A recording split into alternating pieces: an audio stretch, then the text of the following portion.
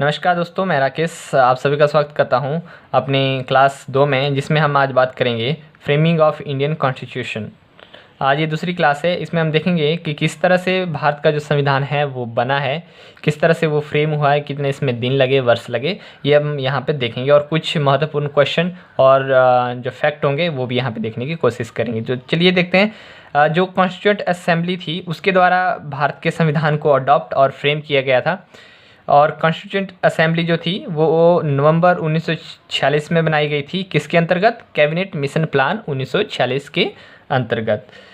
There were total 389 members in Constituent Assembly, of which 296 were elected by the members of the provincial assemblies and the rest were nominated by the princely states। अब इस constituent assembly में total 389 सदस्य थे, उनमें से 296 जो थे उनका इलेक्शन किया गया था। वो कहाँ से थे? वो थे प्रोविंशियल असेंबलीज के मेंबर द्वारा उनका इलेक्शन किया गया था। जो बाकी बचे आपके वो जो थे वो नॉमिनेट किए गए थे प्रिंसली स्टेट से। आगे बात करूं, जो कॉन्स्टिट्यूंट असेंबली थी उसकी जो पहली मीटिंग थी वो 9 दिसंबर 1946 को हुई थी। और जो उसके इंतरिम प्रेसिडेंट थे, मैं प्रेसिडेंट की बात नहीं कर रहा हूँ, उसके इंतरिम प्रेसिडेंट जो थे वो थे सच्चिदानंद सिन्हा। ये आप क्वेश्चन ध्यान रखिएगा, यहाँ पूछा जा सकता है कि कॉन्स्टिट्यूंट असेंबली के फर्स्ट इंतरिम प्रेसिडेंट कौन थे? वो थे सच्चिदानंद सिन्हा। फिर उसी के 2 दिन बाद यानी कि 11 दिसंबर 1946 को डॉक्टर राजेंद्र प्रसाद को जो है आपका प्रेसिडेंट नियुक्त किया गया था कॉन्स्टिट्यूंट असेंबली का। तो जो कॉन्स्टिट्यूंट असेंबली थी उसके फर्स्ट प्रेसिडेंट कौन थे? डॉक्टर राजेंद्र प्रसाद। ठीक है, आगे बात करें। The Constituent assembly formed 13 important committees for framing the constitution. जो कॉन्स्टिट्यूंट असेंबली थी उसने टोटल 13 कमिटीज़ बनाई जो कॉन्स्टिट्यूंट को फ्रेम करने के लिए इम्पॉर्टेंट थी। ठीक है, the drafting committee was appointed on 29 August 1947 with doctor Rajendra Prasad as the chairman, doctor Bhimrao Ambedkar as the chairman. जो आपकी ड्राफ्टिंग कमेटी थी, जो कॉन्स्टिट्यूशन की सबसे इम्पॉर्टेंट कमेटी थी, वो थी ड्राफ्टिंग कमेटी, और वो अपॉइंट की गई थी 29 अगस्त 1947 को, जिसके जो चेयरमैन थे वो डॉक्टर BR अम्बेडकर थे। आगे बात करें, the draft constitution of India prepared by the drafting committee was submitted to the president of the assembly on 21 February 1948। जो ड्राफ्ट कॉन्स्टिट्यूशन था, मतलब ड्राफ्ट क्या होता है? ड्राफ्ट होता है कि जैसे आप किसी को SMS भेजते हैं, तो SMS जब सेंड नहीं होता है, आप मतलब चाहते हैं कि मैं इसको बाद में सेंड करूँगा, आप लिख कर रखते हैं एक चीज़ को, लिख कर अपने पास एक कच्चा मटेरियल उसको मतलब आउटलाइंस लिखते हैं, उसके बाद सेंड आप उसको सोचते हैं कि हम बाद में करेंगे।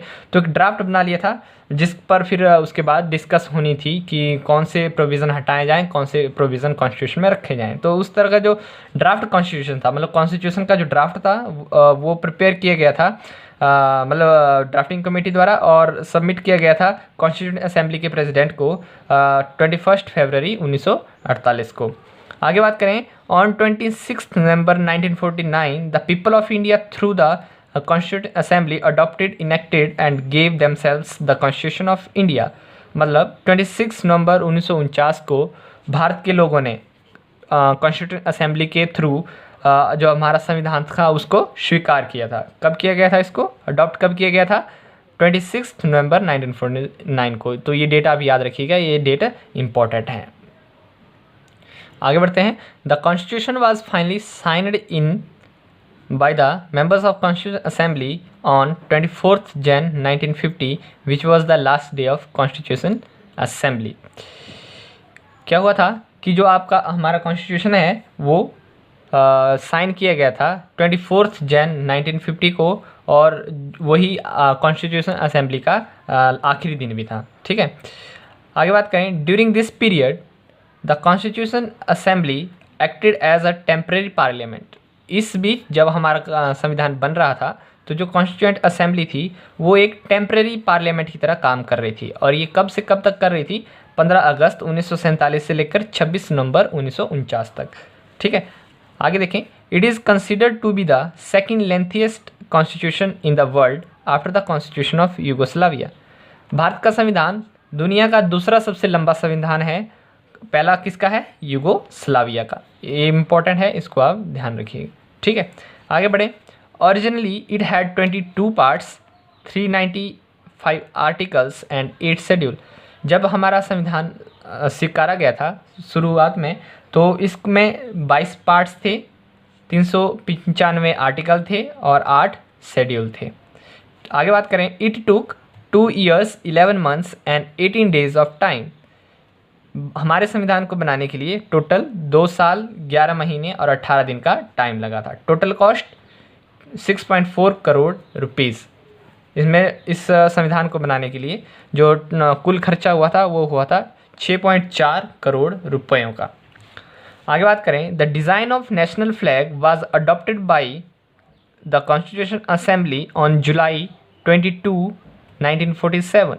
हमारे तिरंगे का जो डिज़ाइन था उसको कॉन्स्टिट्यूंट असेंबली ने अडॉप्ट किया था कब? 22 जुलाई 1947 को। ये इम्पॉर्टेंट है, किसी भी एग्जाम में पूछा जा सकता है, ध्यान रखिएगा। आगे बात करें, national anthem was adopted on 24 Jain 1950 by the Constituent assembly. हमारा जो राष्ट्रगान था वो कब अडॉप्ट किया गया था, कब स्वीकारा गया था? 24 जनवरी 1950 को, मतलब हमारे 26 जनवरी के 2 दिन पहले। तो ध्यान रखिएगा। फर्स्ट इलेक्शन ऑफ पार्लियामेंट का जो पहला इलेक्शन हुआ था वो 1952 में हुआ था। फर्स्ट अमेंडमेंट, हमारे कॉन्स्टिट्यूशन स्वीकारने के बाद, अडॉप्ट करने के बाद जो उसमें पहला बदलाव किया गया था, अमेंडमेंट की गई थी उसमें, वो की गई थी 1951 में। वो क्या अमेंडमेंट थी ये हम आगे देखेंगे जब हम अमेंडमेंट का चैप्टर पढ़ेंगे। Delhi made national capital territory in 1991। Delhi को नेशनल कैपिटल टेरिटरी कब बनाया गया था? 1951 में। ठीक है, कैपिटल की बात नहीं कर रहा हूँ मैं, नेशनल कैपिटल टेरिटरी की बात कर रहा हूँ। ठीक है, आगे बात करें, the demand for the Constituent Assembly to draft the constitution of India was made by Congress in 1935। जो कॉन्स्टिट्यूंट असेंबली को बनाने की डिमांड की गई थी वो सबसे पहले कांग्रेस द्वारा 1935 में की गई थी कि हमें अपना संविधान बनाना है, खुद का संविधान भारत को चाहिए। ब्रिटिश गवर्नमेंट से ये डिमांड की गई थी कि हमें खुद का संविधान चाहिए। तो ये जो पहली डिमांड की गई थी 1935 में की गई थी। और इसको कब स्वीकारा था ब्रिटिश गवर्नमेंट ने? 1940 में। कहाँ? अगस्त ऑफर में, ध्यान रहिएगा। ठीक है, आगे बात करें, the Mountbatten plan of June 3, 1947 announced the partition of country and a separate constituent assembly for the proposed state of Pakistan। जो माउंटबेटन प्लान था 3 जून 1947 का, उसमें अनाउंस किया गया था कि भारत को 2 टुकड़ों में बांटा जाएगा, इंडिया और पाकिस्तान के लिए एक अलग तरह की कॉन्स्टिट्यूंट असेंबली जो है बनाई जाएगी जिसमें पाकिस्तान का संविधान बनाया जाएगा। ये भी आप एक इम्पॉर्टेंट चीज़ है, इसको ध्यान रखिएगा। आगे कुछ और इम्पॉर्टेंट पॉइंट देखते हैं। Shri BN Rao was appointed as the legal advisor of Constituent Assembly। Shri BN Rao important है, नाम ध्यान में रखिएगा।